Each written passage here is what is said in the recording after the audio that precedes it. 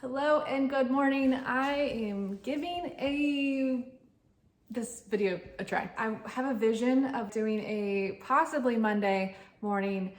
I also have a part of me that wants it to be daily, this like motivation, inspiration, pep talk, just sharing my heart for myself. And if it serves other people, awesome. And I feel like this is the words that I need to hear and be reminded of. And so recording it, sharing will help bring them back to mind. And I have discovered what's awesome about sharing with my community. I feel like sometimes I'm like a goldfish. And so I'll say something, forget it. But because I've said it out loud, someone else remembers and then they remind me. And then I'm like, oh yes, I said that. That's awesome. Thank you. And just the gift and what I like to say all the time is together we can take care of ourselves.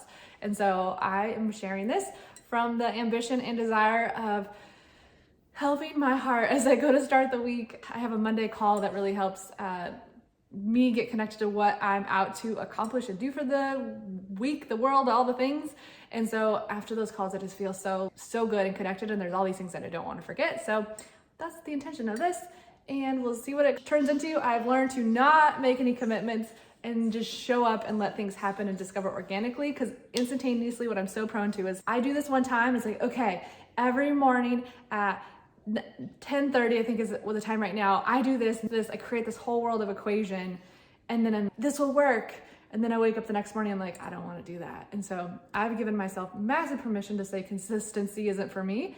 And what happens is when I give up the need to be consistent, often I am epically more consistent, and it just allows me to morph and change, which my morph and change picture that I like to come back to all the time is the concept of our iPhones. Just think how if you download an app and it's, I've updated this app, I've updated this app, I've updated this app, like same component, like component of my day is a structure that I've designed. And when I upgrade it, it's permission because it works better. You never like, I'm going to improve this in a negative, like in a backward sense, like improvement always is moving forward. So you always make a new choice, a new discovery, a new thing to move you forward, which I just have to preach that message to myself. So if I get preachy or if I get intense or direct speaking, no, that's how I speak to myself. I'm needing to hear it. So if there's intensity, it's all the more intense that I want and need to hear.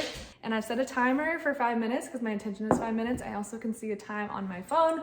I'm recording this horizontal because my intention is to have it live on YouTube, which scares me, and it may be what I do. So we'll see what shows up there. The other component is what I feel like I need today more than anything.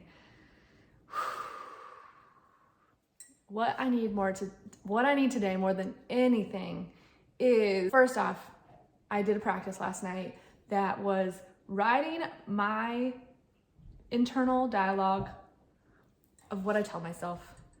I wrote it down. And actually what I got to, and where, this is literally what I wrote here. Am I abusing myself? That was legit my question. Because there's verbal abuse, people get verbally abused, and that happens. And am I verbally abusing myself was the question to myself.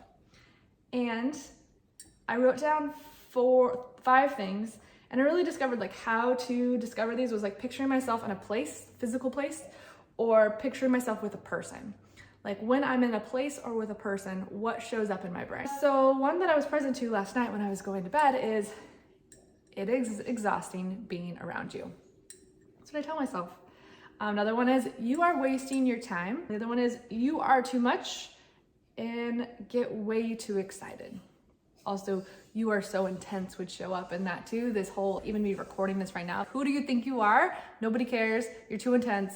You're going to scare them. Hold the phone, hold yourself back. That fear of too much, super loud. And fear of being too aggressive. That's a very big, real fear for me too, because I get so excited and so intense and so, I want to say preachy. That's like how it comes out in my brain. And I don't know if it is. So we're out to discover what's actual reality. Another one is, there you go, self-sabotaging yourself again. And then the other one is, you're just going to waste your day again. So yeah, that is where I was at last night. So I went to bed last night, writing this out, processing this. Am I abusing myself? And really I got to discover that the language I speak to myself, the way my internal self-talk is abusive. It truly is. And being able to give that up because it's not true. And anytime we're abusing ourselves, anytime someone is abused, anytime there is an abusive action, it's all rooted in fear. All fear. Fear produces abuse. hands down. That's why they also will say hurting people hurt people. There is a component of that, and this world is a very hurting place. And most likely there's, like I posted in our Facebook group recently, was like, you could grow up in a perfect home.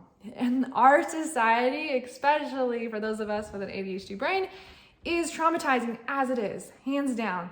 The Industrial Revolution produced a society that those with ADHD are having to survive by stress, because you can only do what you're authentically interested in, and the important is impossible with ADHD. So if those two things are true, then it makes it when you wake up in the morning, you have to do all of these things, standard expectations, ideals, the important things.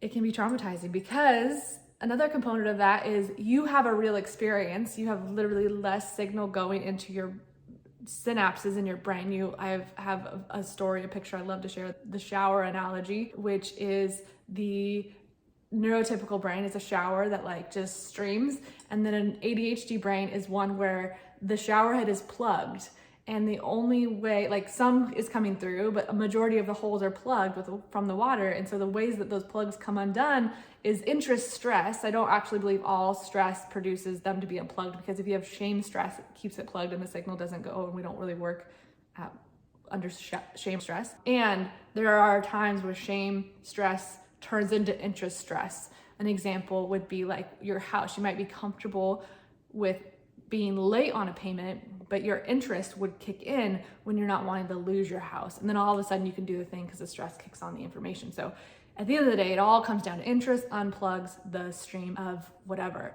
And so much of our life in the society we live is not interesting, because you born in this world and you just be told what to do and you just do it, and you don't trust yourself, and you just show up and do what you're supposed to do, the same thing every single day. And it's epically traumatizing. So the way our society is structured is traumatizing. So we've all got trauma from the components of the way we are structured. So there is a component of fear and not trusting ourselves that shows up, because we're pretty much divorced from our bodies, our intuition, just who we are. If that's you, if you live in the place of divorce from body or intuition, it will be like, no, I can't trust myself. This showed up for me specifically probably 5 years ago, when I was discovering intuitive eating, when I heard about it. This eat whatever you want. I was like, you can't do that. You will be left all of this other things. Like, it was traumatizing for me, and it was very rejection. When we're divorced from our bodies, the concept of intuition, the concept of trusting ourselves, the concept of I am okay in here, we will just reject it. We do not have a place to hold that. There's no computation for it to make sense. So there's a component of it won't make sense. And so it's a matter of discovering, because it won't leave you. Because even with that example of intuitive eating, it's now how I eat. The thing is, when you get introduced to it and you watch people model it and you see the possibility inside of it, something deep down is true, and you can't put your finger on it. You're like, but I want to keep listening because there's something here. So that shows up as a thing. If that's, you are welcome. You don't have to do anything. You can keep going the way that you're going.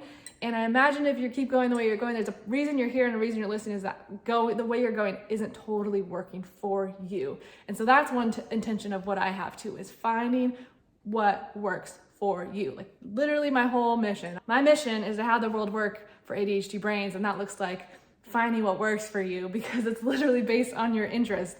So there's the whole world there. And when you're in fear-based, your interest is working against you because you're afraid of your interest. You're traumatized by your interest. Raise my hand here. I'm interested in doing this thing, but my fear is, no, we can't do what you're interested in. It's not safe.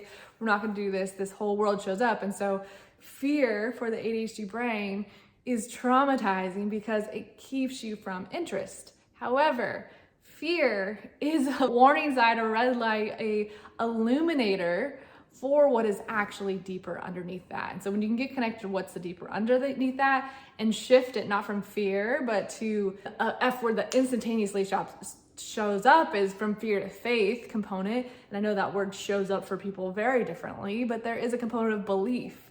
Am I trusting and believing this interest in me and acting on it?